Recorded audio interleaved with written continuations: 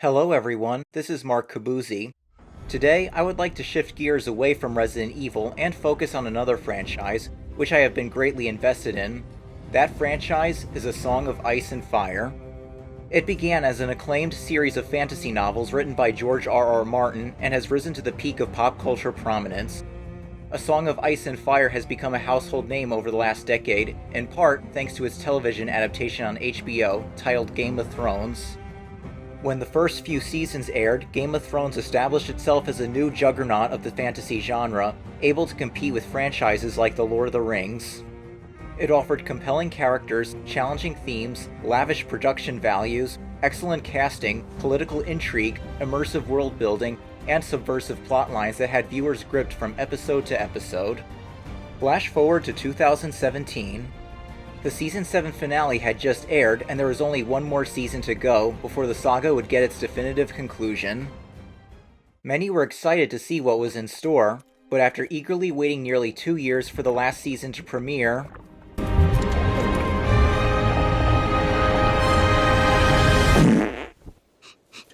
maybe it's a dud. Within a couple of weeks, Game of Thrones suddenly became one of the most polarizing and disappointing TV shows for many people. Among the critics counted on Rotten Tomatoes, its percentage of positive reviews fell sharp, from consistently in the 90s all the way down to the 50s. Across the internet, many fans felt let down and began creating their own extended critiques of Season 8, comparable to Red Letter Media's reviews of the Star Wars prequels and sequels. Things got so crazy that someone even uploaded a petition on change.org. The petitioner started out hyperbolically asking for HBO to redo the entire 8th season with different writers. Shortly afterwards, he backpedaled and more reasonably wished that HBO would simply acknowledge, with respect, how disheartened viewers were. Still, said petition got almost 2 million signatures. Where do my thoughts fit into this? Well, I too felt very let down with many aspects of the final season, but I also felt it had a lot of great ideas and moments. I got the concept of what story the people behind the franchise were trying to tell, and I liked what I perceived. So I decided to seek a constructive outlet and use this disappointment as an opportunity to have fun and get my creative juices flowing once again.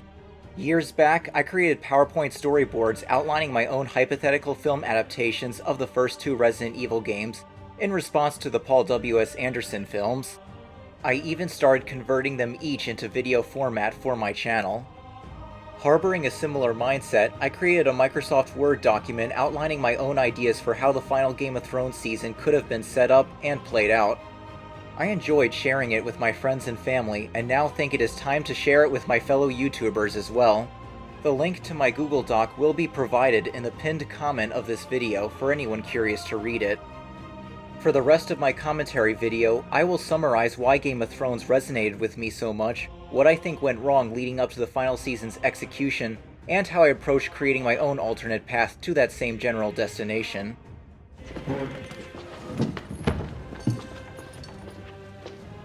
What's this? A Song of Ice and Fire.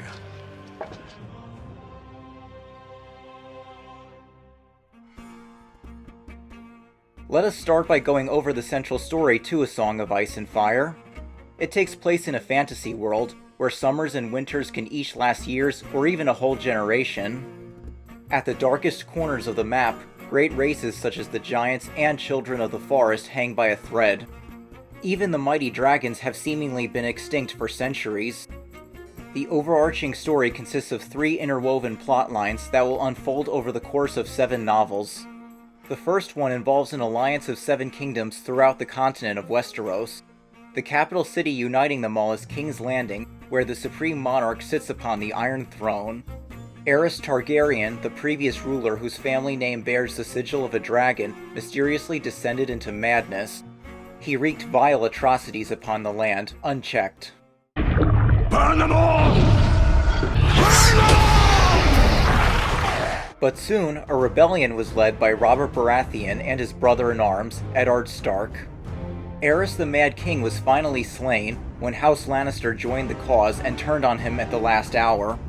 With that victory, Robert Baratheon is made king on the Iron Throne, and Cersei Lannister is married off to be his queen. Ned Stark settles in his homeland up north in Winterfell, while a fragile, superficial peace is maintained. But when one decade passes and our narrative begins, Ned Stark is forced back to King's Landing and unearths a political conspiracy.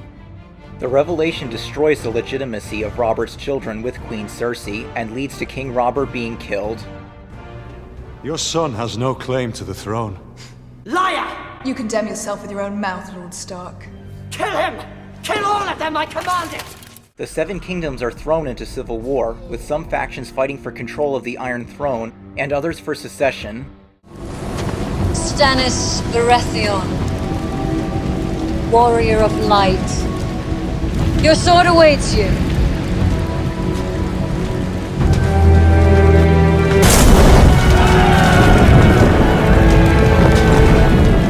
The Iron Throne is mine, by right. All those that deny that are my foes. The whole realm denies it from dawn to the wall. Old men deny it with their death rattle, and unborn children deny it in their mother's wombs.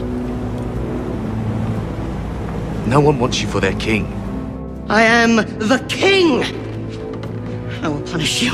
Any man who must say, I am the king, is no true king. I'll make sure you understand that when I've won your war for you. A lion doesn't concern himself with the opinions of the sheep. No man gives me a crown. I pay the iron price. I will take my crown. But that is who I am. That is who we have always been. The king in the north! The king in the north! The king in the north!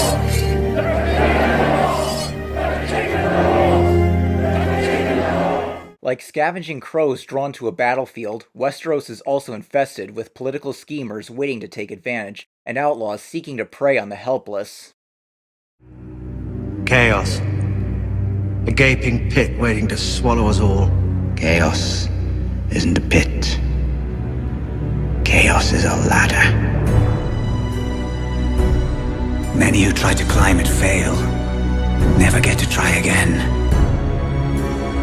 The fall breaks them.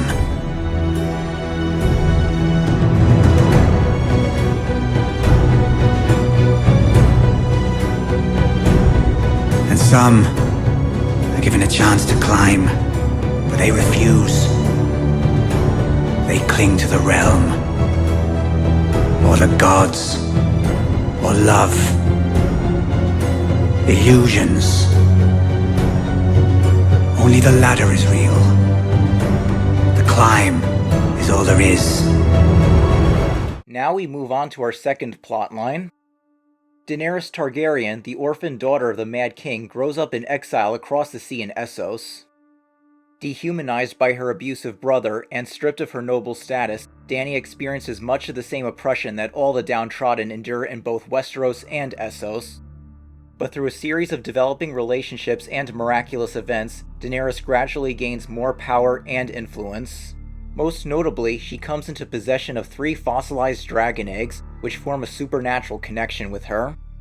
The eggs eventually come to life and hatch when she carries them into a pyre and comes out unscathed. With the birth of her new children, Daenerys witnesses several more omens that magic will soon have its resurgence. Daenerys Targaryen wonders if she herself is destined for greatness and soon becomes a force to be reckoned with. But because of the hardships she suffered, Dany wants to do more than take back her family's throne in Westeros. She also longs to use her newfound power to stand up for the little guy and build a world where tyrants no longer prevail and the societal evil of slavery is finally abolished. Lannister, Targaryen, Baratheon, Stark, Tyrell. They're all just spokes on a wheel. This one's on top, then that one's on top, and on it spins, crushing those on the ground. It's a beautiful dream. Stopping the wheel. You're not the first person who's ever dreamt it. I'm not going to stop the wheel. I'm going to break the wheel. Before returning to Westeros, Daenerys plans to form her own army, liberate the slave cities in Essos, and learn how to rule as a benevolent queen, unlike her father, the Mad King. You stand in the presence of Daenerys Stormborn of House Targaryen, rightful heir to the Iron Throne, rightful Queen of the Andals and the First Men, protector of the Seven Kingdoms, the Mother of Dragons, the Khaleesi of the Great Grass Sea, the Unburnt, the Breaker of Chains. As her story unfolds, though, reality ensues. She faces many obstacles that put her idealism to the test. No matter how massive and unstoppable her dragons and armies become, Dany learns that overwhelming force alone will not be enough to fix all of the world's problems. Society cannot be changed overnight, especially not without the heart of the people behind it also changing. Additionally, she has a lot of internal conflict to deal with after seeing the worst of man's inhumanity to man and getting tastes of betrayal firsthand. If Daenerys allows her own righteous anger to twist into bloodlust, then it will corrupt the very cause she set out to fight for. Will the Dragon Queen find a way to overcome all these challenges and empower her fellow man to be better, or will she buckle under the weight of the wheel as many others did? And finally, we have our third plot line. Far in the frozen north lurks a mysterious race of supernatural beings, dubbed the Others, or White Walkers. They were once defeated thousands of years ago, but now the White Walkers are preparing to rise again and descend upon Westeros with the coming winter. Stay back!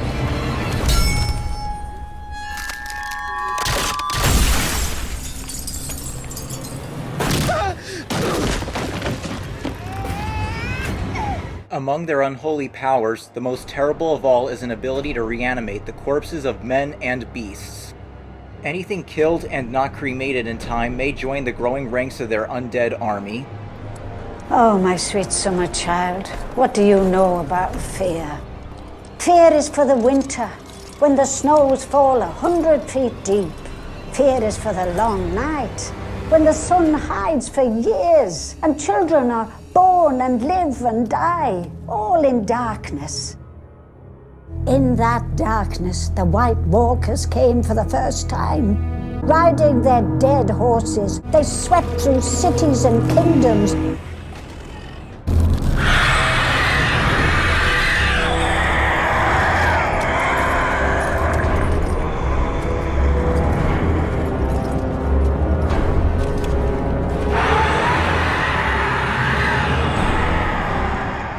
When dead men, and worse, come hunting for us in the night, do you think it matters? If we don't put aside our enmities and band together, we will die. And then it doesn't matter whose skeleton sits on the Iron Throne.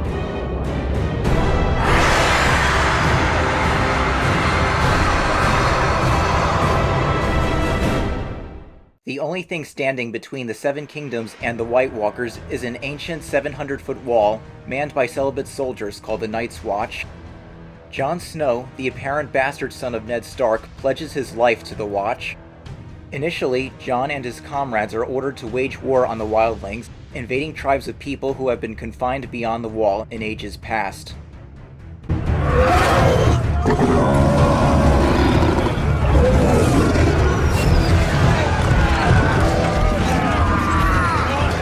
Giants riding mammoths down there! As night gathers, and now my watch begins. It shall not end until my death. I shall take no wife, hold no lands, father no children. I shall wear no crowns and win no glory. I shall live and die by my post. I am the sword in the darkness. I am the watcher on the walls. I am the shield that guards the realms of men. I place my life and honor in the night's watch. For this night and all the nights to come! But the boy slowly discovers the truth of the White Walker's return. He realizes that the Night's Watch and wildlings will not survive winter if they are at war with one another. And if the Seven Kingdoms remain oblivious to the White Walkers and continue to be caught up in their Game of Thrones, neither will they. Against all odds, Jon Snow rises up within the ranks of the Night's Watch and forges uneasy alliances that make him hated by almost everyone around him. This forces him to toe the delicate line between justly punishing crimes and pardoning past wrongs for the sake of everyone's survival. Once the enmity between the wildlings and Night's Watch is ended, Jon's mission is to turn south and desperately warn the other kingdoms about this existential threat before it comes to swallow them all up. We can destroy them by burning them.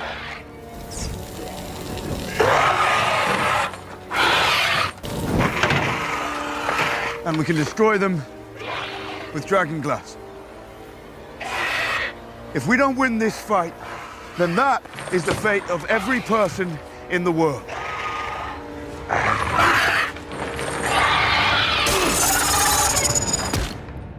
So there you have it, your three major plot lines.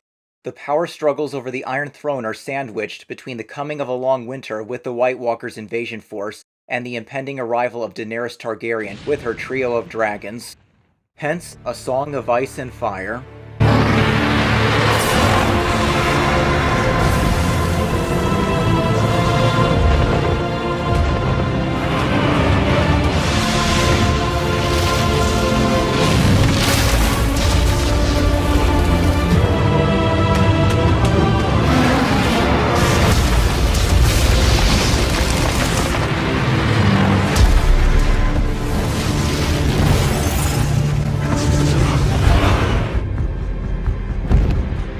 Dracarys.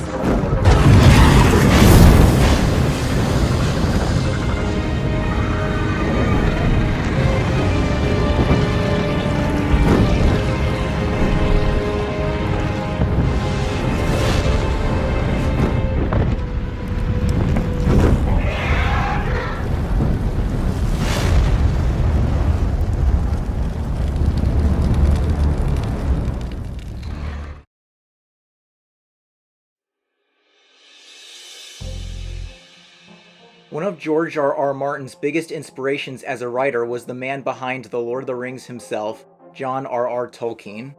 Given how similarly epic the scope of their medieval-inspired worlds are, the author's popularity among readers of fantasy, and the broader cultural impact both franchises have recently basked in, it is no surprise that people are comparing them. To me, both writers also have their unique differences. These differences actually allow them to complement one another and be great contributors to the genre in their own way. If I had to discern the three greatest differences, I would select how these two authors represent the evils we face, portray our heroes fighting said evils, and involve religion in the world building. A Song of Ice and Fire is as much a battle of good versus evil as The Lord of the Rings. In Tolkien's works, the more common approach is to symbolize how human vices work through tangible entities such as Smaug the Dragon, the Dark Lord Sauron, and the One Ring of Power. We get timeless symbols which can appeal to people of all ages and be applied to many real-life scenarios. In the world of Martin, however, there is a greater emphasis on our characters confronting evils which operate exactly in their world as they do in ours. Conflicts against otherworldly forces like the White Walkers are the exceptions, and his people spend more time struggling with human vices, which fester deep in their own hearts as well as the broader societies they live in. Regarding the main characters of each franchise, I describe Tolkien's heroes, Bilbo Baggins and the Fellowship, as being closer to an idealized humanity. They have their own flaws and limitations to struggle with, but their courage, friendship, and virtue clearly win out, allowing them to connect with us as role models. Meanwhile, Martin's protagonists include a greater amount of flawed and morally gray characters, closer to the actual state of humanity in our world. Here, heroes and villains are sometimes less clearly defined. I think both writing styles are important. Tolkien's characters illustrate what we should strive for, while Martin's characters remind us more of where we are right now, and what we are often up against when putting our ideals into practice.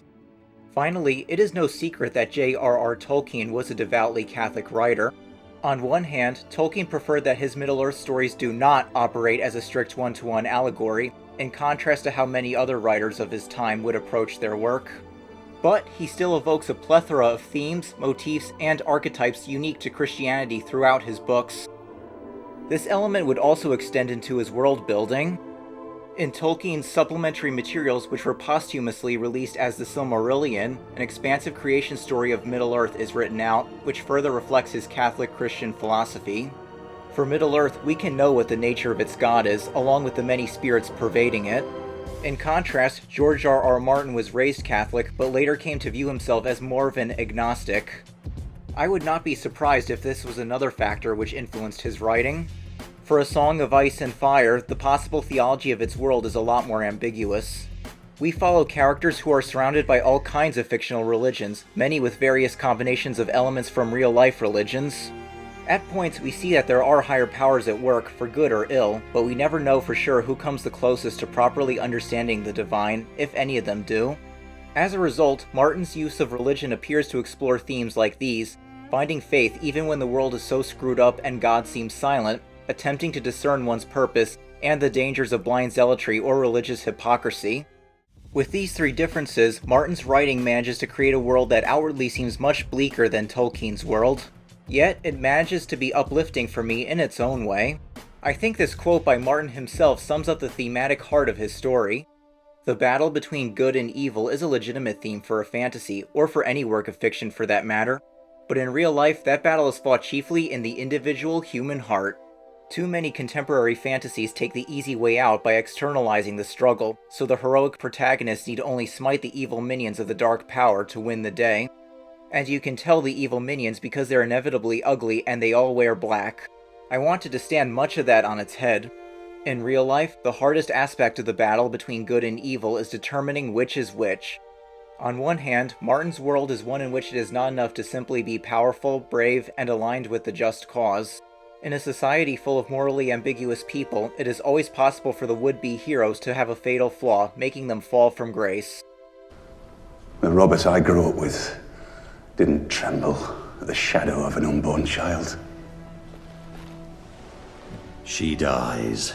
In the short term, the real world often seems to reward those who lie, cheat, and morally cut corners. Meanwhile, honest men can be punished for being the only one who dares to do the right thing, or find themselves ruthlessly undone by one simple mistake. Not to mention, we see how nasty humans can be to one another in full gritty detail, especially in cultures where there is no sense of inherent rights and sacredness for the individual.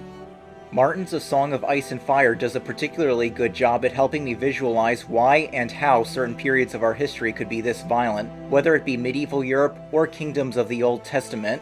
But on the flip side to all this bleakness, Martin's stories showcase how self-destructive evil can be in the long run. Even in this brutal world, there is still a chance for genuinely good-hearted people to sprout. Striving for a higher standard and maintaining one's integrity is the only way things can get better. The girl. Daenerys. You were right. Varys, Littlefinger, my brother, worthless. No one to tell me no but you. Let her live. Stop it if it's not too late. And while our heroes can harbor darkness within, it is equally possible for the darkest men to have seeds of goodness underneath. Martin's writing especially shines when it illustrates how not all people who have done terrible things are unrepentantly evil. Some of his antagonists are dark and twisted, yet still sympathetic or even redeemable. Take Jaime Lannister, for example. Here is a disgraced knight who dutifully served the Mad King only to backstab him when the tide shifted, now branded as the King's Slayer. When Jaime's character is first introduced, he is having an incestuous affair with Queen Cersei, tries to murder a boy for witnessing them, indirectly contributes to the kingdom's turmoil, is backed by a powerful and ruthless father, and acts as a haughty villain. But the more we learn about Jaime's past and relationships, we see a broken man, realize that a part of him still cares for other people, and witness his own struggles for redemption. I never predicted that I would find myself strongly rooting for him to overcome his demons. Somehow, Martin pulled it off. In my childhood, Tolkien's clear influences from Christianity further helped his Middle-earth stories resonate with me. Yet, A Song of Ice and Fire has spiritually resonated with me as an adult, contrary to what one might expect. At a young age, I was familiar with many Christian ideals. Pick up your cross and carry it. There is no greater love than to lay down one's life for one's friends. We are all God's children. Love your enemies. Pray for those who persecute you. Do not commit evil so that good may come of it. Return vice with virtue. And do not be too eager to deal out death and judgment. These values ring true for me in Martin's work, whether or not he intended his books to speak to me in this exact way.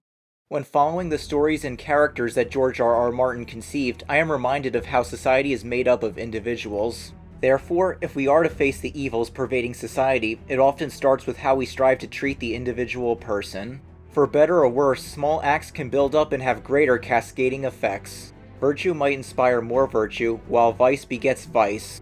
In Martin's world, the cast of protagonists is so diverse that it is hard to pin down any one person as the main hero, evoking this sense of how we all have to play our part in the battle of good versus evil. Martin's ruthless world illustrates how much is demanded if one is to truly stand up for what is right and attempt to break a cycle of corruption and depravity which has become normalized. Some of Martin's villains are so complex and detailed that they could be real people. One can trace what past circumstances and choices led them into becoming who they are now. With former enemies such as Theon Greyjoy, Sandor Clegane, and the aforementioned Jaime Lannister, I think their arcs and relationships convey valuable lessons in forgiveness and mercy. Even for villains who remain horribly evil throughout the saga, like Cersei Lannister, her son King Joffrey, and Ramsay Bolton, their backstories paint them as monsters who are not born but created, in part through the vices of others. So you agree? The Starks aren't enemies. Everyone who isn't us is an enemy. To finish this segment, Martin's quote on how the battle of good versus evil is chiefly fought within the human heart has made me ponder more about the problem of evil. This philosophical conundrum has been discussed by thinkers as old as Thomas Aquinas, and is alluded to in Martin's stories on occasion. It is the age-old thought experiment of why all evils in the world would not just be curb-stomped in 1 second, if God exists and is omnibenevolent, omnipotent, and omnipresent. Well, if the battle is fought primarily within the human heart and cannot just be ended by one external swoop, which smites the evil minions of the dark power to win the day, then it makes me wonder, would it be possible even for an omnipotent God to win such a war to the fullest without allowing some level of human cooperation? This is why philosophers often bring up free will when discussing the problem of evil. To a certain extent, one could posit that a hypothetical God would not just directly smite all evil, for the same reason why the devil archetype is most ruinous, not when he physically attacks out in the open, but rather when he tempts mankind to bring about their own corruption.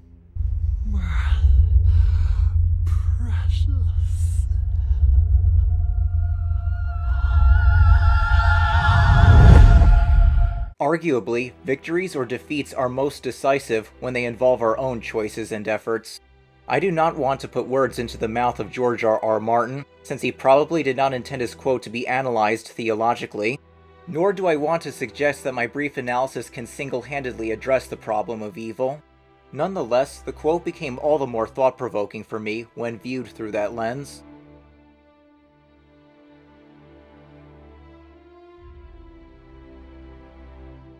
When Game of Thrones began development for HBO in 2007, David Benioff and Daniel Brett Weiss got on board as the showrunners.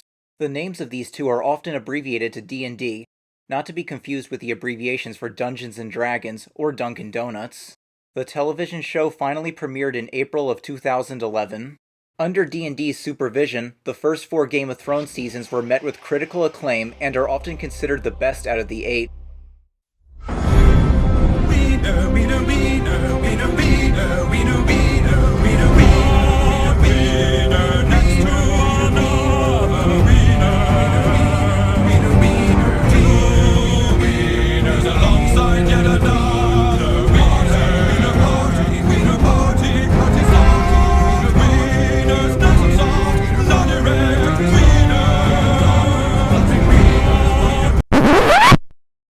You know, before I start, I want to address the giant elephant in the room and get it out of the way.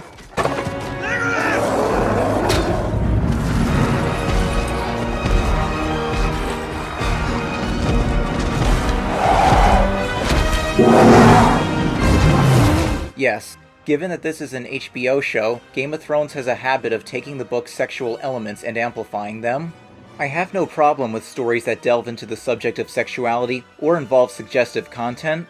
That is, as long as it is done maturely, there are no actors or actresses being coerced behind the scenes, and it serves a purpose for the plot, narrative, characters, or themes. To A Song of Ice and Fire's credit, I did find most of its sexual elements to be meaningful, for developing the relationships between certain characters and illustrating the world they live in.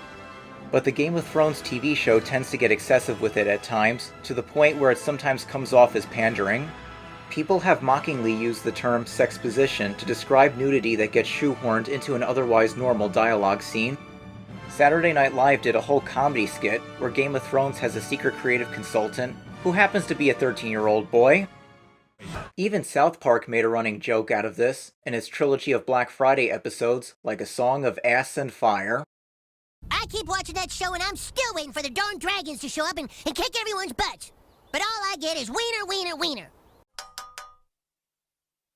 Wiener, wiener, wiener, wiener, wiener, wiener, wiener, wiener, wiener, wiener, in my bag.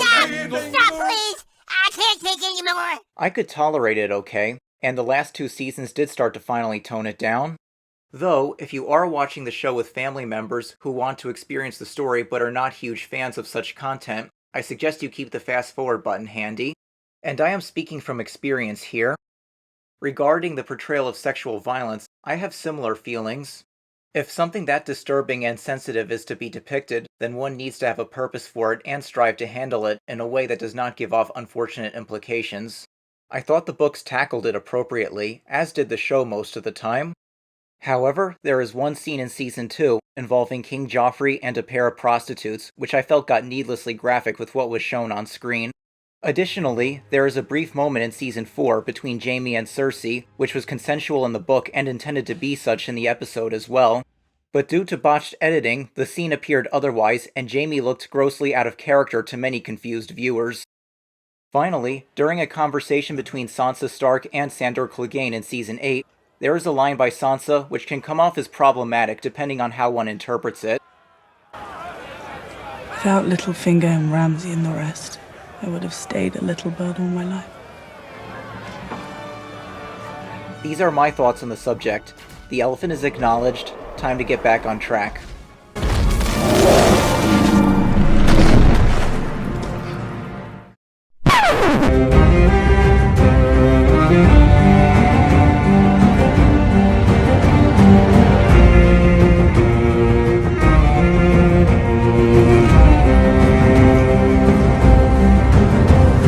Respectively, Seasons 1 and 2 were direct adaptations of the first 2 A Song of Ice and Fire novels, titled A Game of Thrones and A Clash of Kings. Upon reading those books and comparing their television counterparts, I thought the show did an excellent job of adapting them. The first 2 seasons pretty much captured all the important characters and storylines. I felt the few changes made were at least understandable. Sometimes, I felt the changes streamlined and even improved certain characters. Although some neat bits from the books were left out, as one would expect, the show surprisingly managed to add bits of its own original content. One unique thing about the book's narrative structure is that they are all presented from the POV of a specific set of characters. Each chapter is still in mostly chronological order and told in third person, but you also get a character's inner feelings and observations mixed in, and the perspective switches from chapter to chapter. How a reader would piece the story together reminds me of other great novels I read, such as Bram Stoker's Dracula.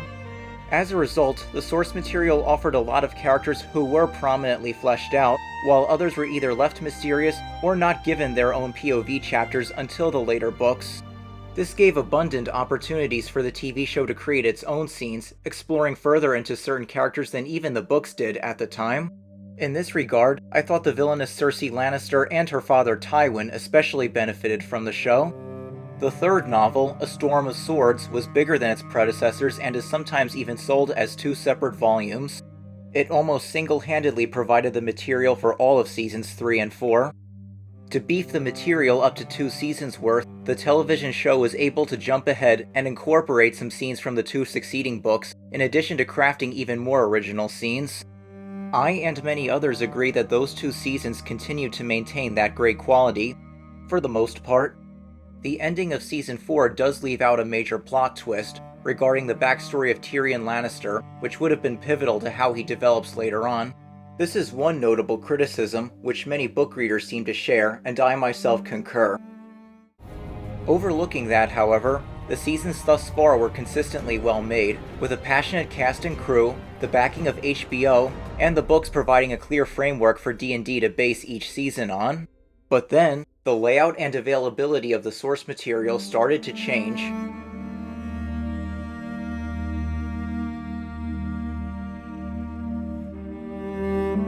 Martin would go on to describe his approach to the world building as more of a gardener's, in contrast to an architect's. Well, I have always said that I believe there are 2 types of writers, which I call the architect and the gardener. The architect plans everything in advance. He draws up his blueprint. He knows where the plumbing is going to run. He knows how many rooms they're going to be, exactly what the square footage of each room is. Everything is finalized before you dig the hole in the ground or drive the first nail. The gardener, he may know the general shape of the garden that he wants, but still, he's digging a hole in the ground, he's planting a seed. And, he has some idea what's going to come up, the gardener. The gardener knows whether he's planted an oak tree or whether he's planted a radish. So it's not totally random, but, there's a lot that goes to chance and to other elements with the gardener. The garden is a living thing. All writers are a mixture of both. And there's no doubt that I lead much more heavily to the gardener side.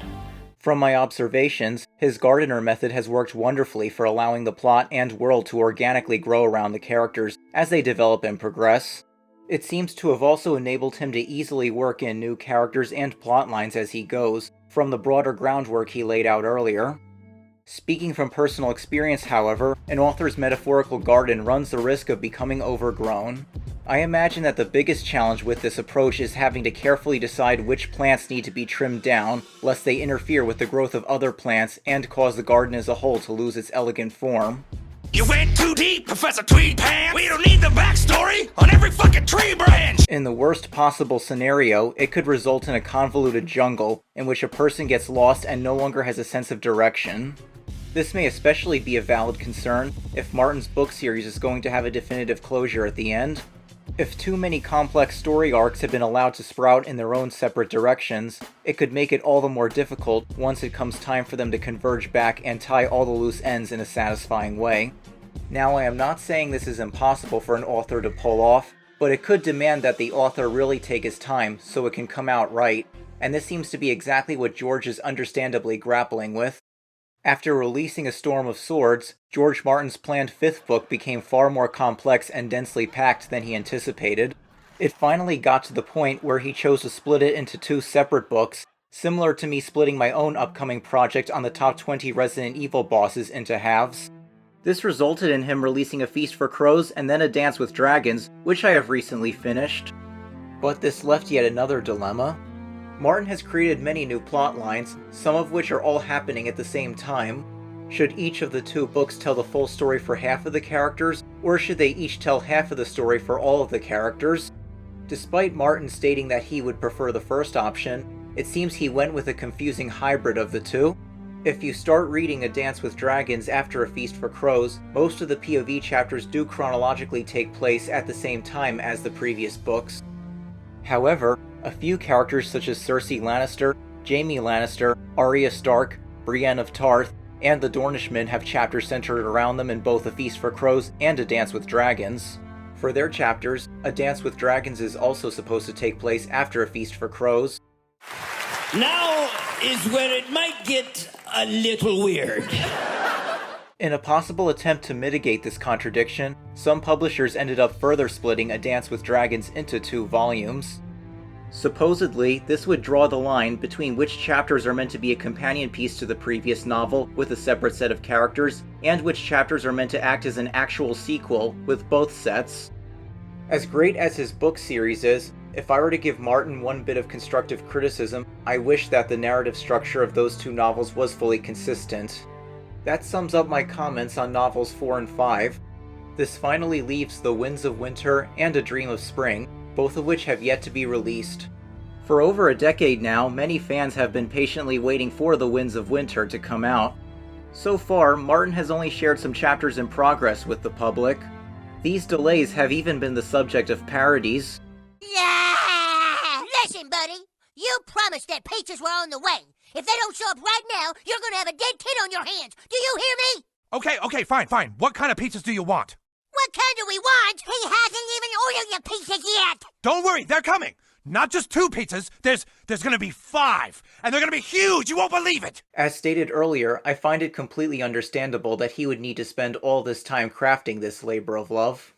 His novels were gigantic right from the very beginning, with the smaller ones easily reaching around 700 pages. Now he has to continue writing them with lots of other complexities in mind. I fully respect however long George wants to take, and I think this famous quote by Shigeru Miyamoto can apply. To paraphrase Nintendo's famous game director, a video game that is delayed can eventually become great, but if you rush out a video game and release it in a bad state, then you will always regret it. However, there is a famous counterexample one could bring up, an animated film titled The Thief and the Cobbler. The film's production began in 1964 as an arduous labor of love under the acclaimed director Richard Williams. Williams wanted this to be his magnum opus and sought to execute his vision perfectly, down to the last detail. Unfortunately, while taking things slow and steady has worked out for Shigeru Miyamoto, Richard Williams was not so lucky. Apparently, financial difficulties and his perfectionist approach caused countless delays.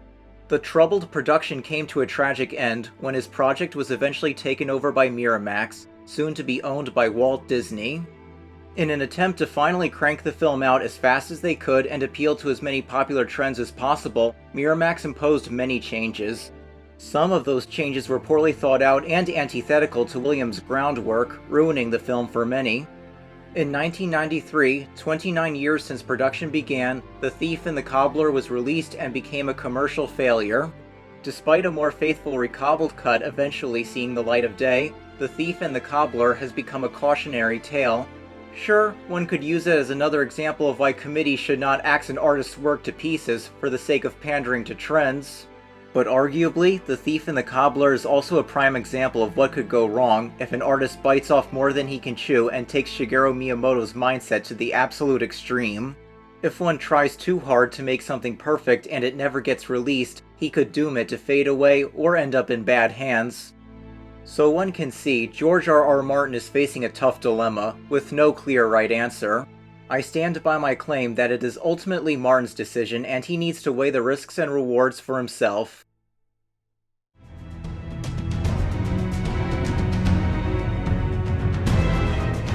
Now it is time we go back to the television show. With all of the factors I illustrated, Game of Thrones seasons 5, 6, 7, and 8 no longer had a fully straightforward and available skeletal structure provided by George R.R. Martin's books. As a result, some chinks in the armor were beginning to show even before the much maligned 8th season. Due to the sudden change in the source material's narrative structure, the 5th and 6th seasons had to juggle 2 books at the same time. More specifically, the showrunners had to deal with the challenge of adapting source material, which now has many new side stories and side characters introduced at once. Meanwhile, the show's overall timeline is still moving forward at the same rate.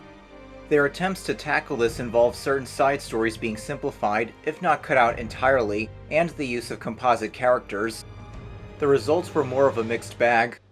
Certain subplots, like the uprising of religious revolutionaries in King's Landing, were pulled off quite well even with the simplifications. Other storylines, unfortunately, ended up losing much of what made them engaging in the books. The political scheming in Dorne was one infamous example, especially when the show later kills off a major player, in a way that fans almost universally found baffling and pointless. Another major one was the introduction of Euron Greyjoy, the bloodthirsty eldritch pirate who traveled the world in exile and dabbled in all kinds of sorcery, on a quest to gain cosmic power and make himself a god to be worshipped. The show also attempted to condense the material by having already established characters play some of those new characters' roles too. Sometimes the use of composite characters made sense and appeared pretty seamless. Arguably, one of the best examples involved Jon Snow himself going out to evacuate the wildling village of Hardhome, especially when it culminates in a new hair-raising skirmish against the White Walkers.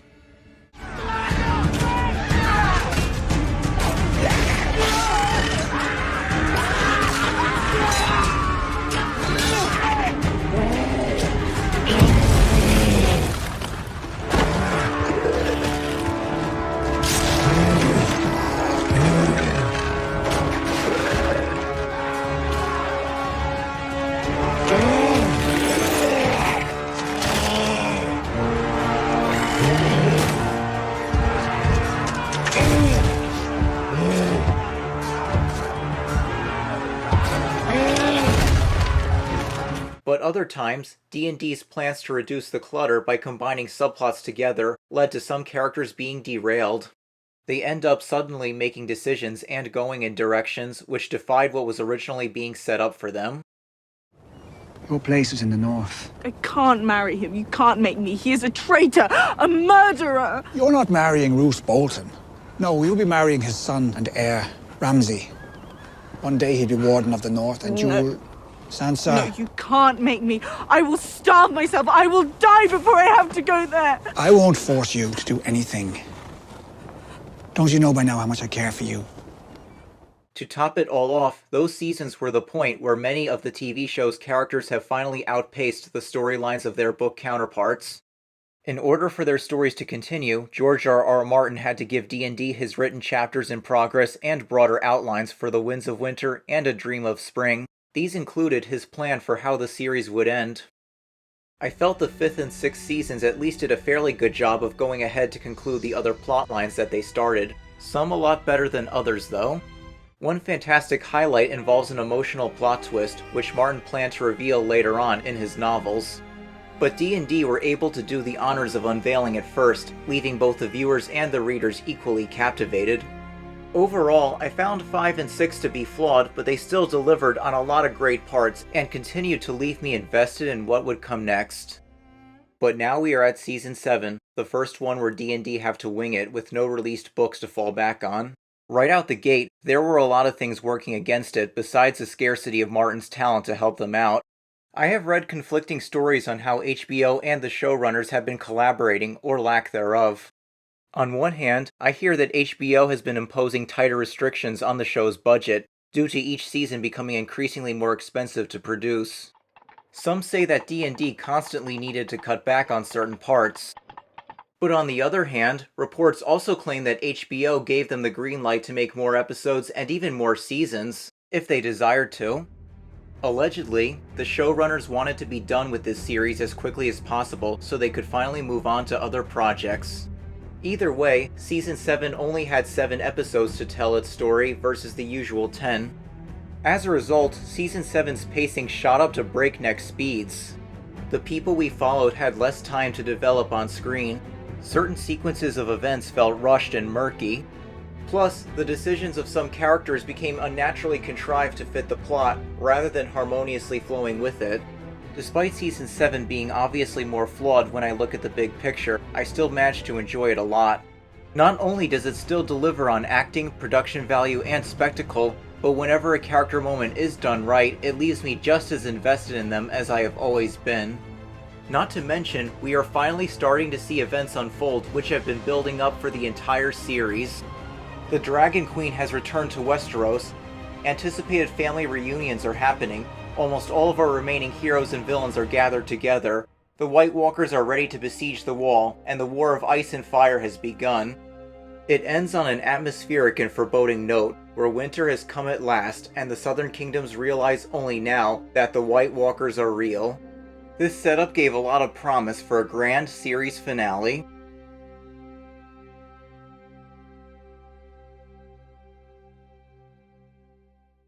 And here arrives Season 8. We have come full circle and are back to the very thing which started this whole video.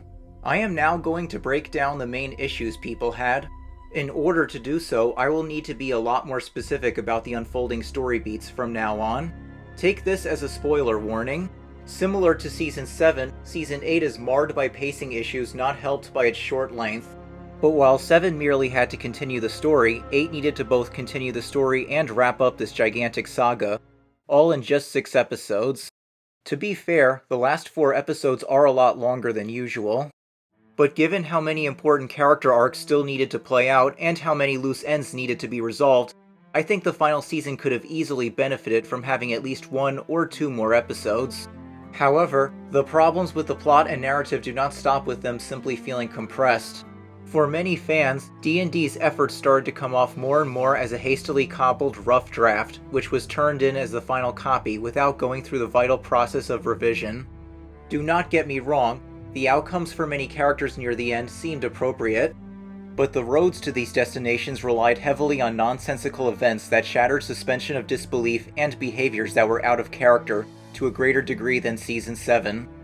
As a result, the outcomes feel a lot less satisfying and earned than they could have if more thought was put into making the events and character decisions play out in a more organic way.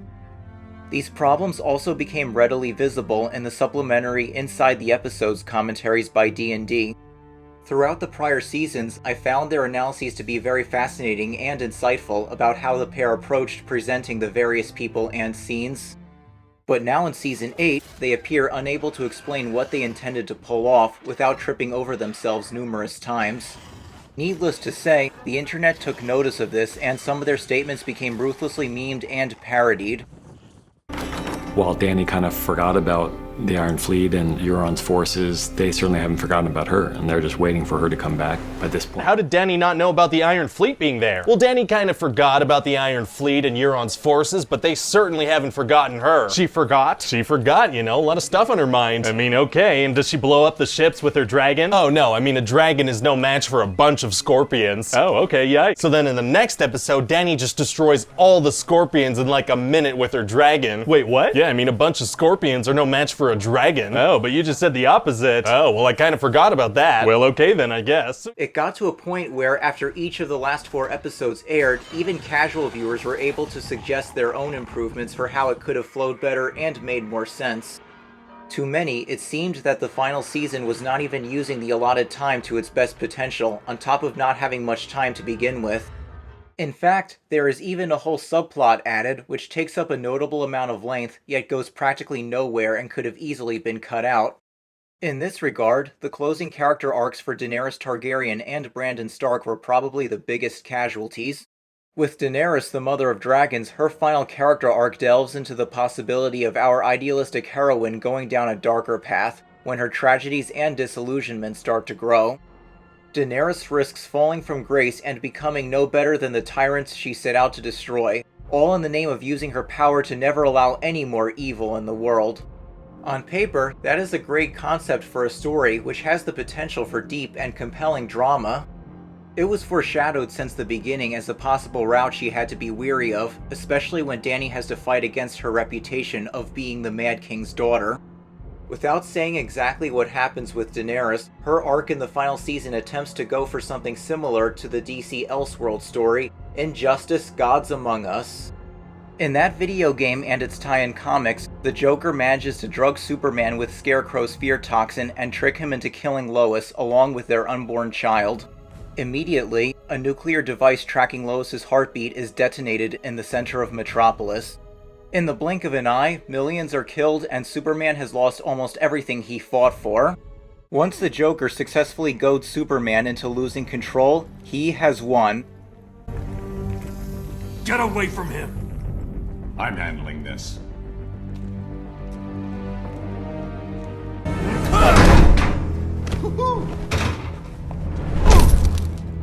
You drugged me! Made me... Lois... my son... First Krypton, now Metropolis. People you love tend to blow up, don't they? Superman, don't!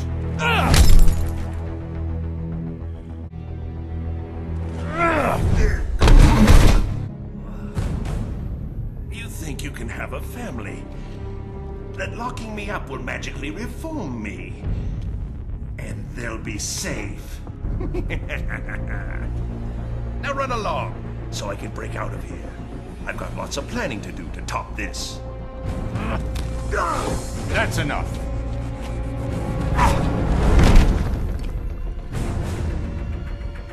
I know it's soon, but think you'll ever love again? Maybe you won't kill your next family.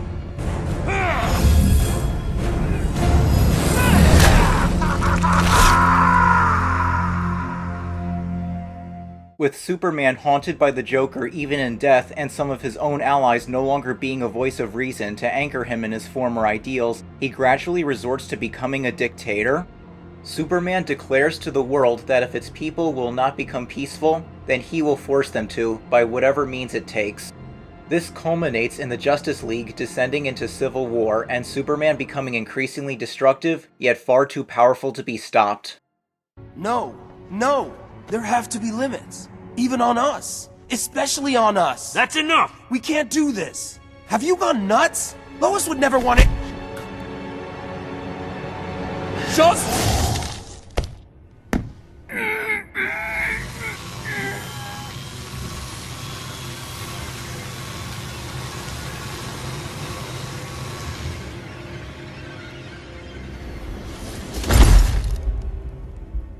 In retrospect, the similarities between the regime's Superman from Injustice and Daenerys Targaryen leading up to the Game of Thrones finale did not follow through. I think the biggest problem in Dany's case is how underdeveloped the rivalry between her and the evil Queen Cersei is, even within the constraints of a 6-episode season. In the penultimate episode, Daenerys suddenly crosses so many lines at once, which she actively tried to avoid thus far.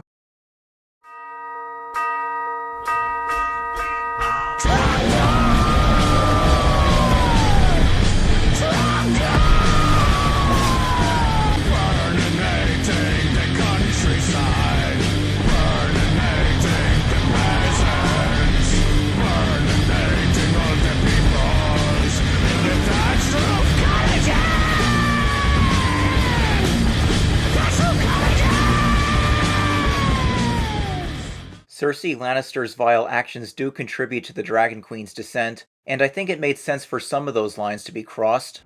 But Cersei does not push her far enough for us to believe that she would cross those other lines. Regarding Queen Cersei, we have seen how much more rabid, unhinged, reckless, ruthless, and relentless she has become over the course of the series. It has gotten to the degree where Cersei would do anything to murder her enemies, even if thousands of innocent civilians are in the way, and her actions would ultimately doom her house in the long run. If Cersei was not going to win, then she would rather have the world die with her, as demonstrated by her refusal to help fight against the White Walkers. My point is that if Cersei continued to act just as suicidally determined in the penultimate episode, then I think she could have easily been the Joker to Daenerys' Superman. Having the Dragon Queen lose much more to Cersei could have made a better final catalyst to Dany's fall into madness. In turn, her tragic descent would be much more believable and impactful. But instead, Cersei is defeated rather easily and hatches no plan to act as her ace in the hole. Also, I felt that Daenerys should have had another reason to go berserk on all the townspeople, even before singling out Cersei. Otherwise, it becomes the equivalent of Superman if he chose to start frying random innocents with his heat vision, while the Joker is still alive and within his reach. Brandon Stark was another character whose journey I actually found very engaging in the first 6 seasons. After being crippled in a murder attempt and having his dreams dashed, Bran slowly finds himself harboring a magical power. It allows him to see into the past, the present, and possible futures. He also finds himself able to enter the minds of beasts and commune with a mysterious entity named the Three-Eyed Raven. After he escapes the siege of Winterfell, the Three-Eyed Raven summons him from beyond the wall, so he can meet the entity in person and learn to carry on the torch. After Bran becomes the new Three-Eyed Raven, George R.R. Martin seemingly has a grander purpose in store for him. Judging by the creator commentaries, Bran is meant to grow into a wise yet humble leader for Westeros, able to carry the kingdoms into a brighter future. Ironically, it is the guidance of this broken man that will help heal the broken kingdoms. Once again, I think this sounds great on paper, but how well does the TV show succeed in making this idea resonate with audiences? Unfortunately, by the time Bran returns to a liberated Winterfell as the Three-Eyed Raven, his whole character arc grinds to a halt. Throughout the 7th and 8th seasons, Bran stops growing and soon becomes relatively dull. The story has plenty of opportunities for Bran to be an involved participant and demonstrate his role as a saving beacon for humanity, but he rarely says anything interesting or makes himself useful. The dragons should give us an edge in the field. If they're in the field, they're not protecting Bran. We need to be near him. Not too near or the Night King won't come, but close enough to pursue him when he does. Dragonfire will stop him? I don't know. No one's ever tried. You're Lord of Winterfell now. I can never be Lord of Winterfell. I can never be Lord of anything. I'm the Three-Eyed Raven. He is just there, acting as a more monotone version of Hunter Gehrman from Bloodborne. Just go out and kill a few beasts. It's for your own good. You know, it's just what hunters do. You'll get used to it. Aha! You must be the new hunter. Welcome to the hunter's dream. This will be your home for now. We don't have as many tools as we once did, but you're welcome to use whatever you find. Even the doll, should it please you. Before I go on, I want to emphasize that my criticism is not towards Isaac Hempstead Wright. I think he is a good actor. He helped me grow attached to Bran during the earlier seasons, and he continued to do a fine job in the last 2 seasons with the material and direction given to him. I just wish that his character had more moments to shine in seasons 7 and 8, and sometimes I do see nuggets of the character Bran was meant to be. I just want you to know. I wish the things I did... Everything you did brought you where you are now. Where you belong. Home. You're a good man.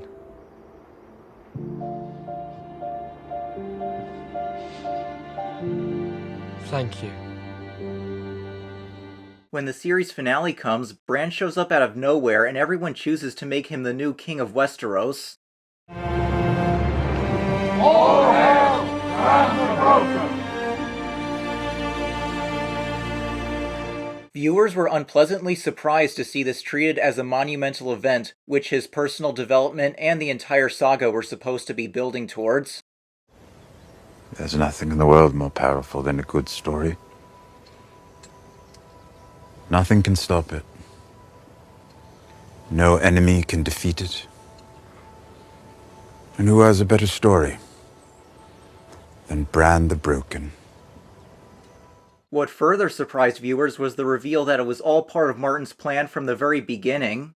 I think Martin's writing could definitely make it work in context. I even found this one really neat analysis on the topic by Yezin IRL, which I recommend checking out, but I thought the TV show fails to execute this plotline in a meaningful and satisfying way. It does not help that the whole scene in general was messy to me when our surviving characters meet in a strained truce.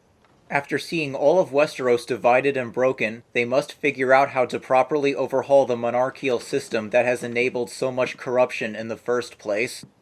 While some progress is made involving Bran's contributions, the fact that Westeros is still technologically stagnant and the common people are still voiceless is a major loose end. Now, I do think it is appropriate when nobody is ready to accept something as radical as a democracy overnight. But I think the writers could have left some seeds for that to germinate in the far future. Some of the earlier storylines seem to foreshadow this theme, the breaking of the wheel to make way for a rightful ruler to serve the people and not vice versa. This is not about building a perfect world, given mankind's inherently flawed nature, but the overall story has been about people striving to at least build a better one by learning from the past, doing their part to make a difference, and setting a higher ideal for the future.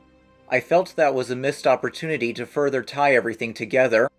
This is one aspect where I felt the resolution itself was flawed and did not provide the best closure, on top of the road getting there being sloppy. However, there is a far greater casualty in that regard.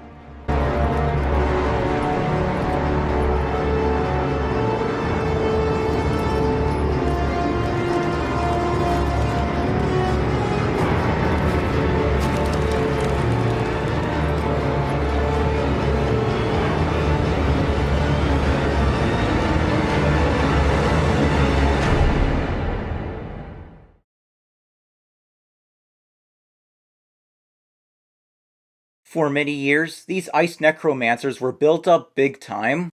Both the books and the show began with their introduction as a merciless, inhuman force of nature. They were poised to threaten mankind's very existence and render its Game of Thrones a petty, short-sighted squabble. Yet we knew that these beings had intelligence and purpose. Some human villains are able to form their own pacts with the White Walkers. Our heroes come across the aftermaths of alien rituals which these entities would partake in. In the books, the White Walkers are even heard chatting amongst themselves, albeit in an otherworldly tongue which the people cannot understand. Legend tells of a Night's Watch commander who fell in love with a supposed female White Walker, called the Night's Queen. The more we learn about them, the mystery only deepens. This implied that the White Walkers themselves were actual characters and had more to them than meets the eye. Adding to the intrigue were further commentaries by George Martin himself on the subject of Dark Lord villains in fantasy. To paraphrase, Martin has continued to praise J.R.R. Tolkien's impact on the fantasy genre. In Martin's observations, one recurring trope that has become popular in the wake of The Lord of the Rings is the use of a Dark Lord as the main overarching antagonist. Ah! This weather's nasty! Yes, but your next mission can't wait. You must defeat Dark Lord Gowl. Dark Lord? Seriously? Hasn't the Dark Lord thing been done to death already? He's earned it. He's working for Medusa. Her forces are coming from his castle. A human army is going to fight him, but they don't stand a chance. So what you're saying is we need a brave hero to face the Dark Lord? I suppose it is an old story. In his opinion, the villain Sauron was brilliantly handled in Tolkien's work and made for a great story. However, he was also concerned that too many other writers are trying to ape Tolkien's style without understanding what made it great in the first place. For him, this resulted in an oversaturation of fantasy stories, the conflicts of which are dumbed down to the handsome knight in shining armor using his physical strength to slay generic evildoers who are all ugly and clad in black. And why are those evildoers planning on doing those evil deeds? 'Cause that's what evildoers do, hence the name evildoers. Here's how it works. Say you're an evildoer. What's the first thing you're gonna do? Call up another evildoer. Say, how you doing? Pretty good. Feel like doing evil? You bet. In some ways, I agree with his sentiment. For me, a Dark Lord villain can work for a more serious large-scale saga if at least one of two conditions are met. The villain himself is given layers to flesh him out more as a unique, compelling character, or the villain directly instills a deeper conflict which involves him being more than simply a physical obstacle for the heroes to overpower. Three prime examples that come to my mind are the aforementioned Sauron from The Lord of the Rings, Tom Riddle from Harry Potter, and Emperor Palpatine from Star Wars. But when neither of these two conditions are present, it risks yielding the type of shallow, cliched villain that Martin has warned about. Malekith the Accursed from Thor: The Dark World is one recent example, who I think fits his description. What does this all mean for the White Walkers in A Song of Ice and Fire? Well, Martin has established that he prefers Dark Lord villains to live up to Tolkien's standards. Not only that, he wants his own particular story to deconstruct the usual fantasy tropes and involve greater amounts of moral ambiguity. Therefore, Martin's novel series left many readers intrigued when it introduced these enigmatic characters and set them up to play a major role in the story, with escalating stakes for the world. The White Walkers looked like the kind of menace which would exist in a more mythic, high fantasy setting. Given that Martin's world is otherwise a more grounded, low fantasy setting, the White Walkers became a wild card that invited many questions. Who are these ancient beings? Where did they come from? Why are they rising up now? What is the goal and motives driving their horrific crusade against mankind? What will set them apart from countless other fantasy villains? And how will they tie in thematically with the rest of Martin's expansive saga? Naturally, this intrigue carried over to the Game of Thrones TV show, especially when it outpaced the books and finally ventured into unknown territory. From that point, the show offered some new material to flesh out its own version of the White Walkers. A character called the Night King was introduced to serve as their leader. When our protagonists first encounter the Night King, they observe one another from a distance and do not exchange any words. But a growing personal rivalry is teased, and viewers got a sense that there are wheels turning in the Night King's head. Later on in Season 6, a new flashback scene revealed how the first White Walkers were created all these millennia ago. I do not know whether this origin story was just for the TV show or part of Martin's plan from the beginning, but it continued the trend of letting us learn more about the White Walkers while still leaving plenty of mystery. Season 7 raised the stakes even further and truly paved the way for them to become an apocalyptic level threat when it turned out that even Dany's dragons could be slain by them.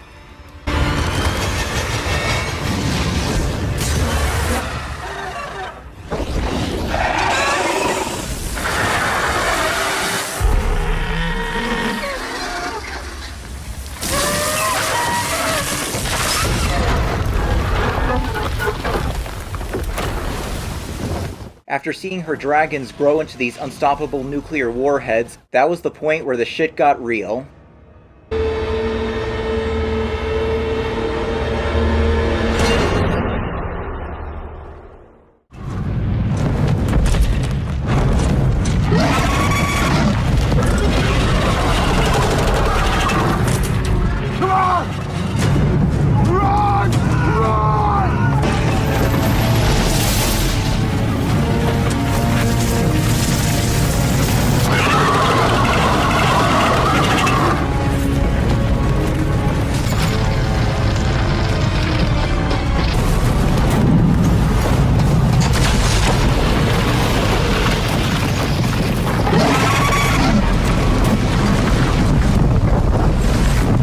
Flash forward to the final season. The White Walkers have finally breached the wall, and the war between the living and the dead is reaching a climax. If the White Walkers are to mean anything at all, now would be the perfect time to reveal it. But we still do not know who the Night King is as a character, nor what the White Walkers want to achieve by wiping everyone out. Season 8 only tells us that the Night King is targeting Bran Stark in particular, since his powers make him key to preserving the memory of human civilization. While this tidbit is fine and makes sense, this is still not enough. Explaining the villain's strategy is not the same as explaining his actual motivation. Now, the Battle of Winterfell has begun. Jon Snow and Daenerys have joined forces against this existential threat as their last chance to stop the White Walkers before they lay waste to all of Westeros. Taking 55 days to film, the battle looks absolutely amazing.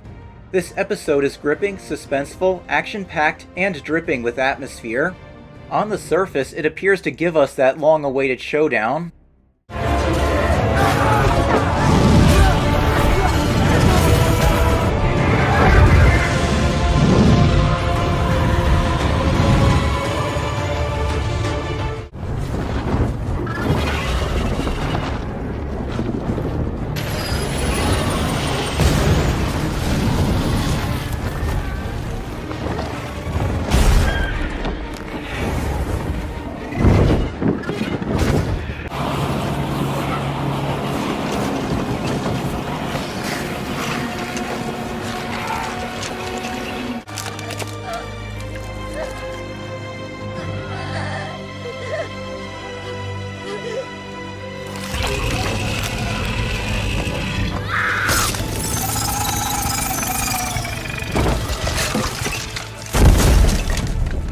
However, a part of it felt hollow.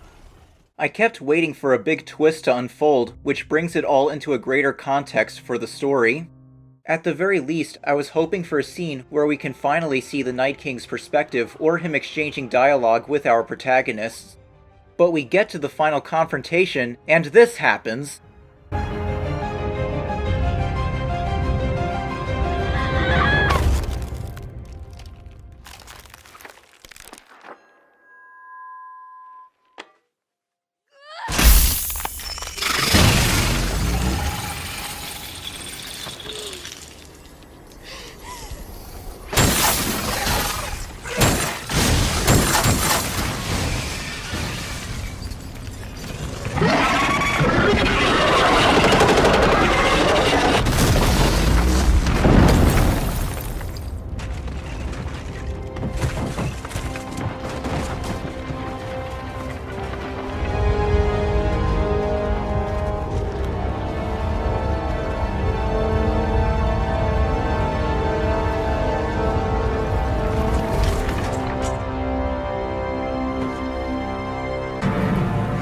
That still only counts as one! What did this all mean?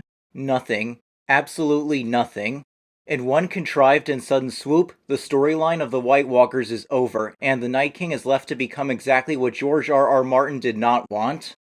The Night King dies as a one-dimensional Dark Lord, who apparently wants to kill everyone and plunge the world into darkness, because that's what evildoers do. He represents nothing more than a physical obstacle, so the heroic protagonists need only smite the evil minions of the Dark Power to win the day. Even the act of smiting said minions comes off as anticlimactic. The ancient backstory to the White Walkers implies that merely beating them back was tough, let alone finishing them off for good. But now, killing the Night King not only neutralizes his undead soldiers, but even destroys all of his fellow White Walkers and their soldiers as well.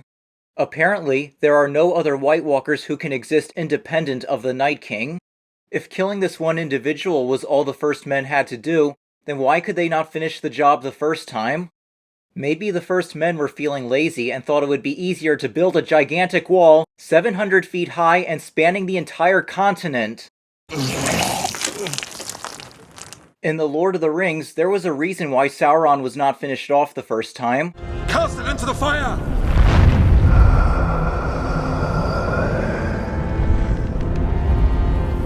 Destroy it! No.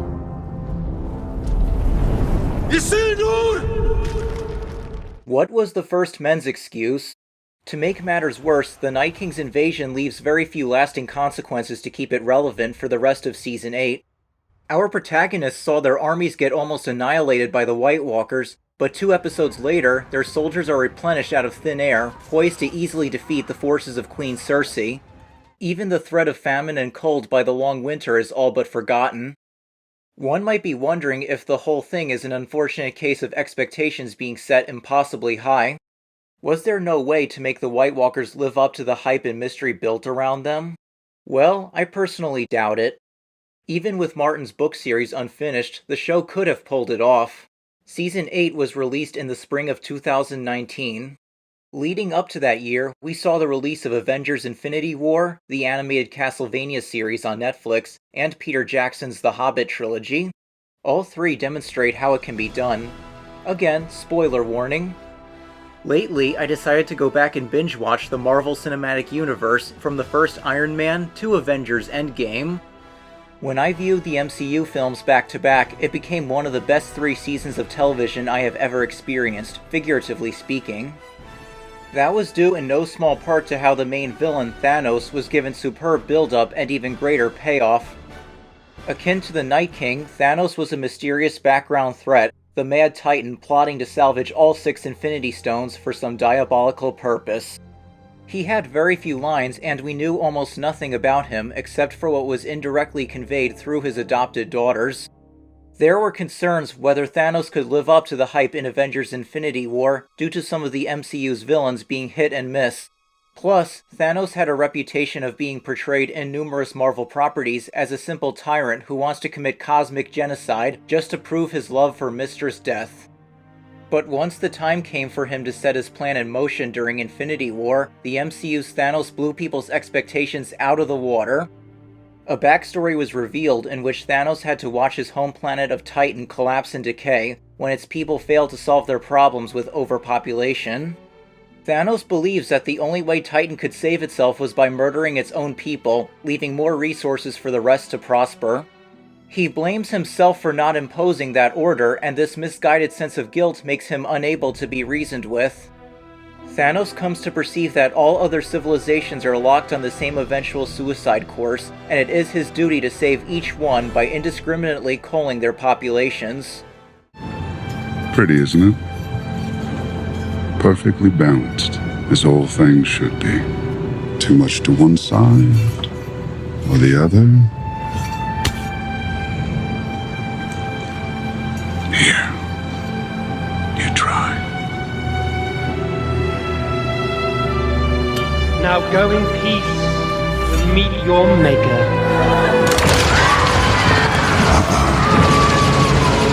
Concentrate. There. You've got it.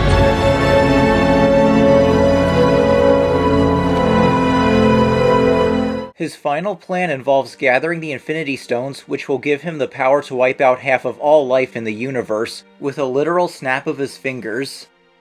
Thanos not only has a compelling motivation, but presents a multi-layered conflict too. There is a lot more going on than just a band of colorful superheroes joining forces to stop Barney the dinosaur from snapping away half the population. At its core, a deeper clash of ideologies is at work between Thanos' belief that a seemingly good end can justify the most depraved of means, and the Avengers' oath to serve and protect the dignity of the individual. Besides fighting our heroes directly, Thanos puts them through moral dilemmas that seem to blur the line between their ideals and his own. These dilemmas continue in Avengers Endgame, yielding a two-part story that invites us to ponder the true meaning of sacrifice. There is heroically giving one's life for others. There is doing a good or neutral act even when some may be indirectly harmed. Then, there is straight up doing wrong so that a supposed good may indirectly come of it. Where do we draw the ethical lines to differentiate these scenarios? Thanos even faces his own internal conflict when he cannot obtain one of the stones without first killing someone he loves. In that emotional moment, Thanos experiences the horror of what he has been doing to countless lives in the galaxy. His resolve wins out, and Thanos is even more far gone. But the act tears him apart inside, and he comes to respect our protagonists a little more. You have my respect, Stark. When I'm done, half of humanity will still be alive.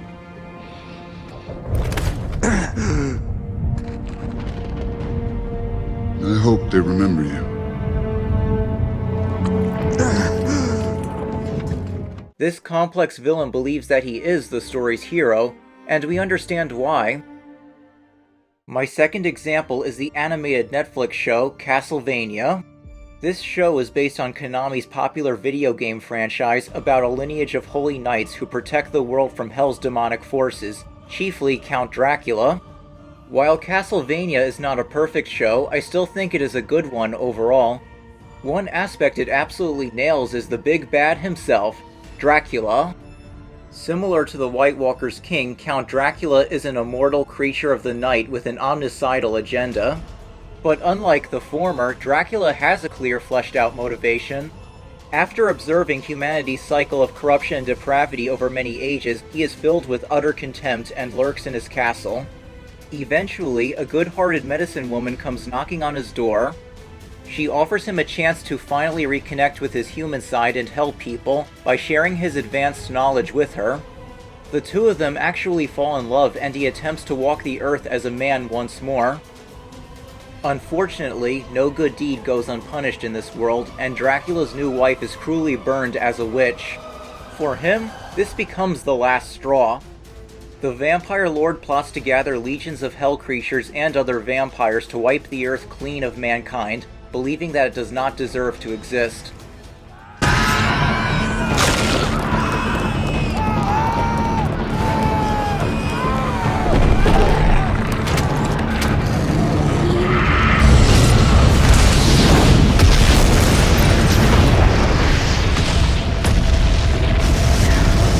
Kill everything you see.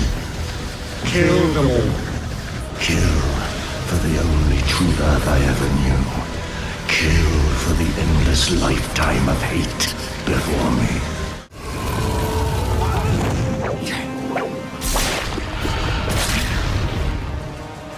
The web's consecrated for fighting vampires and demons.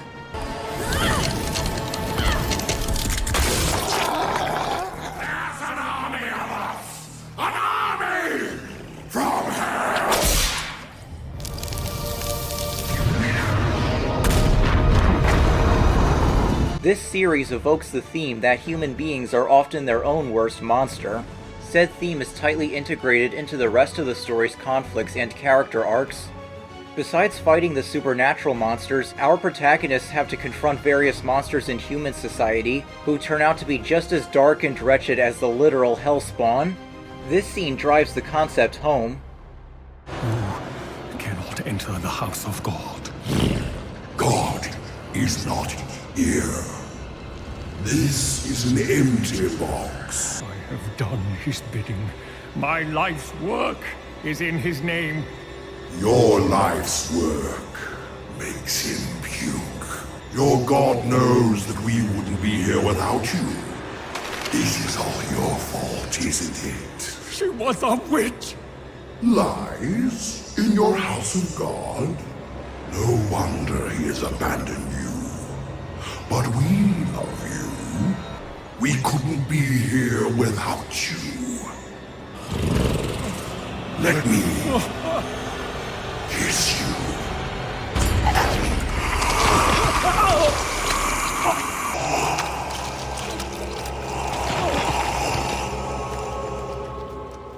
see evils like prejudice, scapegoating, religious hypocrisy, slavery, and abuse of power on full display. The broader storyline revolves around our heroes' struggle to work together, bring out the best in people, and continue fighting, even when faced with mounting disillusionment. The overarching quest to stop Dracula and his followers fits in perfectly. It also helps that Dracula himself is further developed to add other layers of conflict. The show illustrates how even the other vampires are still human deep down, with the same capacity for deceit, betrayal, and selfishness among each other. Dracula knows this, which helps him welcome the idea that killing off humanity will also starve the vampires into extinction. The conflict gains another dimension when one of the heroes opposing Dracula is Alucard, his half-human son and the last thing tying the Count to his wife. You didn't kill me before. You're not going to kill me now. You want this to end as much as I do. Do I? You died when my mother died. You know you did. This entire catastrophe has been nothing but history's longest suicide note. The reason I bring up Castlevania is that Game of Thrones is also a show that displays humanity at its absolute worst. It too showcases a deep struggle for people to rise above their vices at both the individual level and the societal levels. Therefore, I felt that one could almost copy Dracula's motivation from Castlevania, then paste it onto the Night King in Game of Thrones, and the whole series would fit together just as well. My generals. Please! Humanity has proven to me that they don't deserve the earth. We will scour them off the land. Human scheme and betray. They all must die. Imagine it. A world without humans. Under endless night. If the Night King saw himself as an angel of death punishing a world too wicked to live, this would have helped give the Battle of Winterfell so much more dramatic weight. It would especially be fitting when many of the battle's participants were very flawed people who started out doing horrible things, but then sought redemption and reconciliation. The third and final villain comparison is the portrayal of Smaug from the Hobbit trilogy. Smaug the Dragon is built up as the main villain, only for him to get killed in the third movie's opening scene.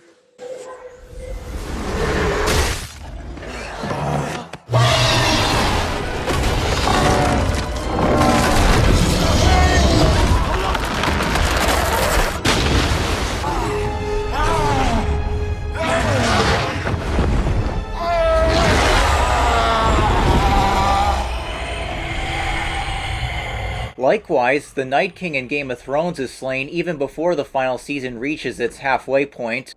But why was Smaug's role in the story still satisfying, while the Night King's sudden death was the subject of so much criticism? I think there are two major reasons. First, when Smaug plunders the dwarves' treasure in Erebor and brings destruction to the fishing town of Esgaroth, his actions leave lasting consequences. The aftermath of his conquest drives the rest of the plot, with the dwarves, elves, and displaced humans fighting over the hoarded gold, and a fourth party waiting to take advantage. In the extended edition, the elves and dwarves even start killing each other over it, before the orcs finally come. Secondly, Smaug is fleshed out to be arrogance and greed personified. Later on, the dwarf king Thorin succumbs to that same sickness and begins to parallel the dragon in his actions. Thematically, it is as though Smaug remains present even in death. What did he promise you? A share of the treasure? As if it was his to give. I will not part with a single coin. Not one piece of it.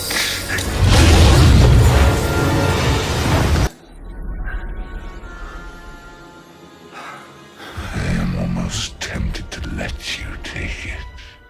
If only to see Oakenshield suffer. Watch it destroy him. Watch it corrupt his heart and drive him mad. I will not part with a single coin. Not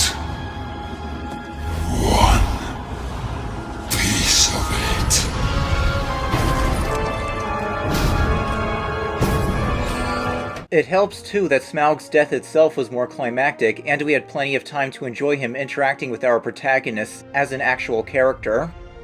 The Night King has no such impact in this regard. As mentioned before, the threat of winter all but disappears. The casualties inflicted by the Night King do not make it harder to defeat Cersei's forces later. Also, Season 8 incorporates no character-driven parallels, which link the Night King's crusade with Daenerys' destructive tyranny in the name of breaking the wheel, as with Smaug and Thorin. Thus, the Night King and what he could represent feels irrelevant for the whole second half of the season. To sum it up, I am convinced that the disappointment surrounding the Night King does not result from viewers' expectations being too high. In a world that is post-Infinity War, post-Castlevania, and post-Hobbit, I see no reason why the Night King should have failed to live up to the hype. It was reasonable for us to expect more than this. Now, it is time to step back and give my concluding thoughts on the season as a whole.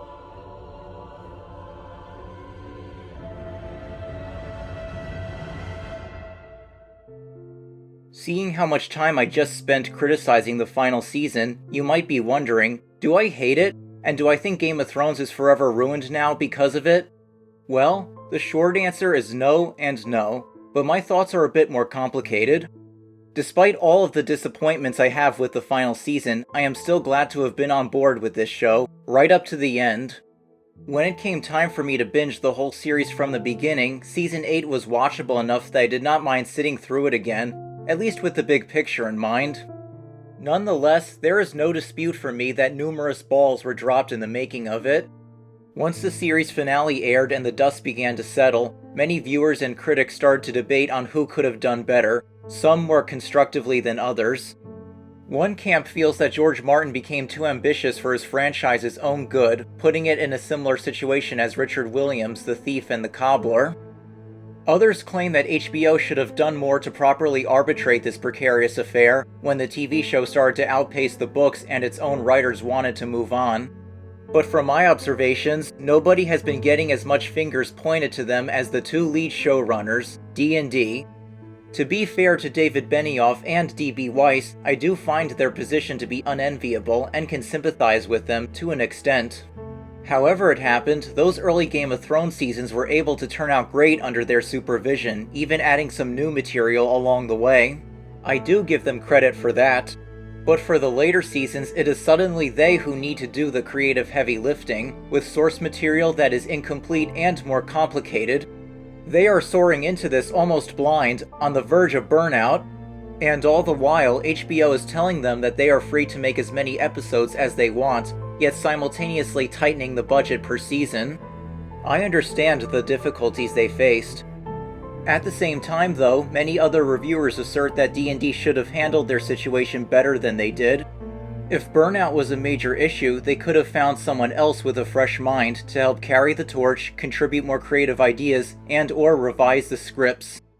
People contend that if HBO was becoming more restrictive with the budget per season, D&D could have still made more episodes by accepting HBO's second proposal to make more seasons. Even Martin himself felt that Game of Thrones could have used more than 8 seasons. I cannot argue with these criticisms.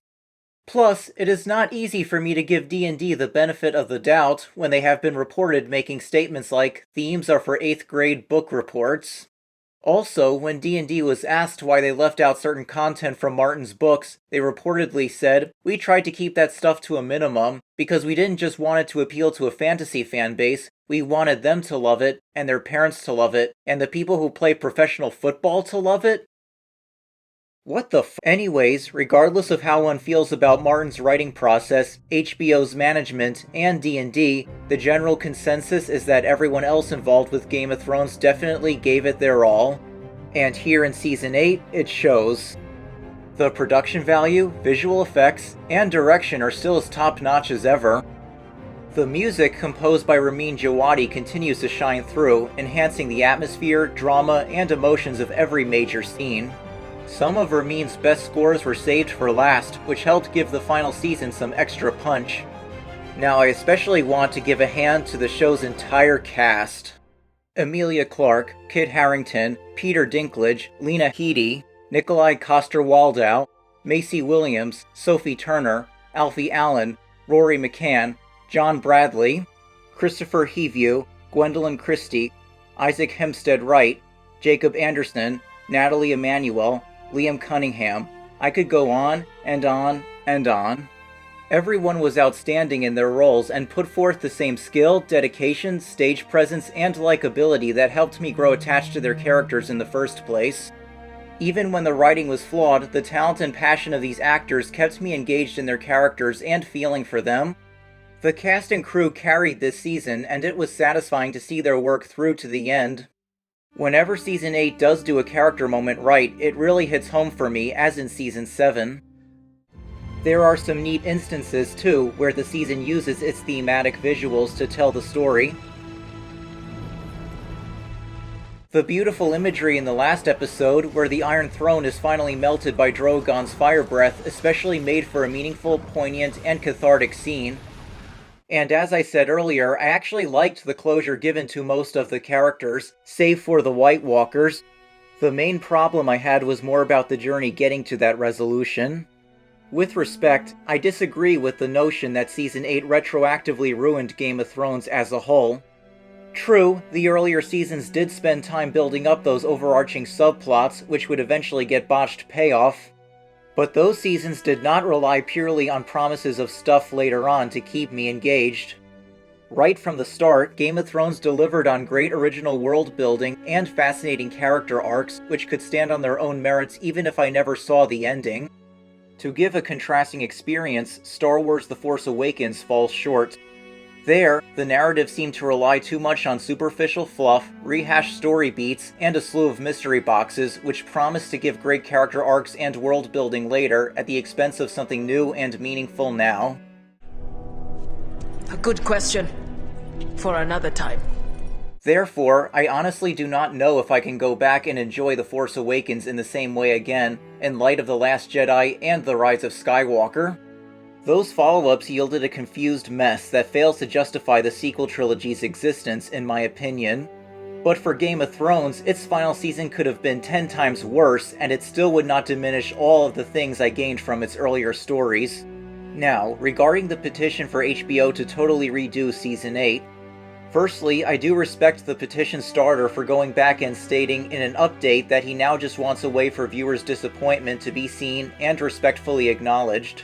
He admits that there is no reasonable way HBO can be expected to literally remake the final season. It is really about sending a message. However, if there are a lot of people who would unironically demand HBO to remake it, I can say up front that it would be a terrible idea. People should not wish for that to be a normal part of our culture for two reasons. First off, I already mentioned how the cast and crews just poured their blood, sweat, and tears into this project. It would be an insult to all of their hard work, making them go back and do it all over again, rather than letting the fruits of their labor exist as they stand. Pie Man! We've changed our minds again. Instead of anchovies, make that one large pie with extra hair on it! That's how we get to spend eternity. Every time we make a pizza, he changes the order. The petition starter even points this out. At least with the Zack Snyder cut of Justice League, the general idea is more about revisiting a movie so more fruits of the original labor can finally see the light of day, after it was chopped down and reshot late in production by studio mandate.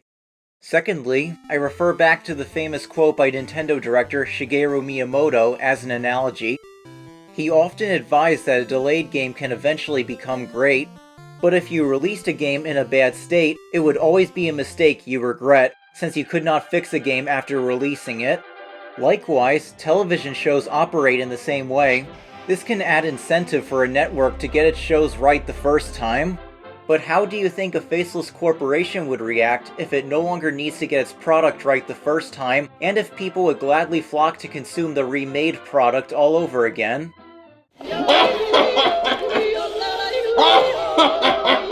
Oh, you're welcome, Joe. You are definitely welcome. Oh, yeah. In the modern video game industry, we have already seen that in full effect, with the new concepts of post-launch patches and paid downloadable content being abused to the nth degree. Sometimes, a company has redeemed an initially broken game and turned it into something worthwhile, but the more common outcome involves lots of broken promises and screwed over customers. Too many executives are eager to keep milking a product until it and the fans are sucked dry. Therefore, I can safely say that there are better ways of expressing our disappointments than demanding a redo.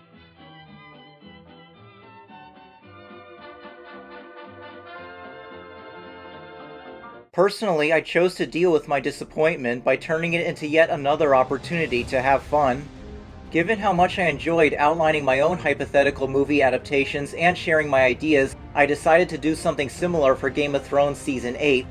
Rather than creating a bunch of PowerPoint outlines and converting them into a video playlist, I decided to compile my thoughts into one big Word document, then make it available for viewing on Google Docs.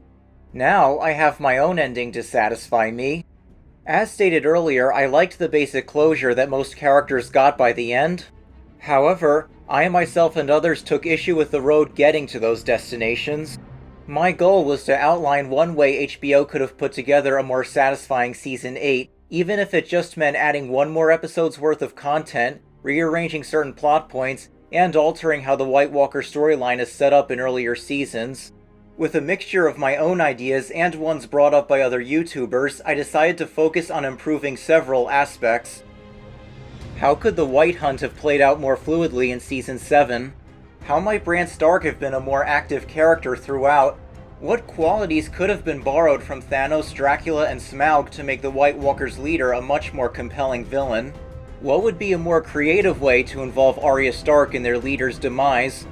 How might other characters help Arya deliver that killing blow, so the victory comes across more as a team effort? How could the show have allowed the coming winter to still be a looming threat in the battle's aftermath?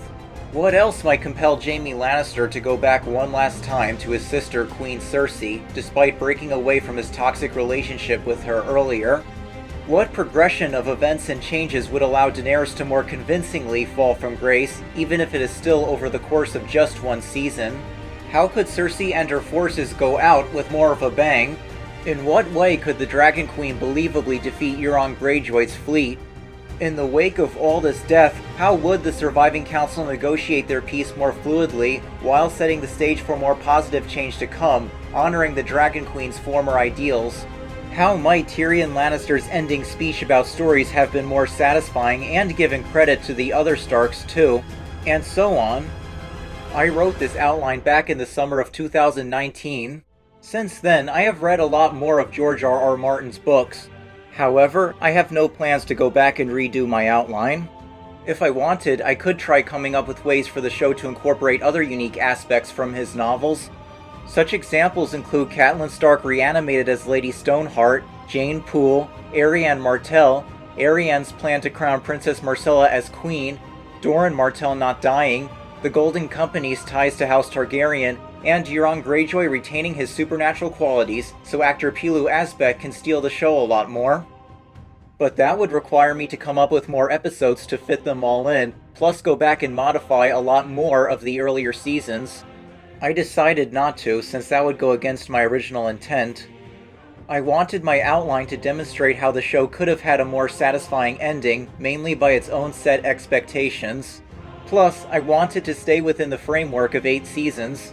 My outline was written from the perspective of someone who had a more casual knowledge of Martin's books at the time.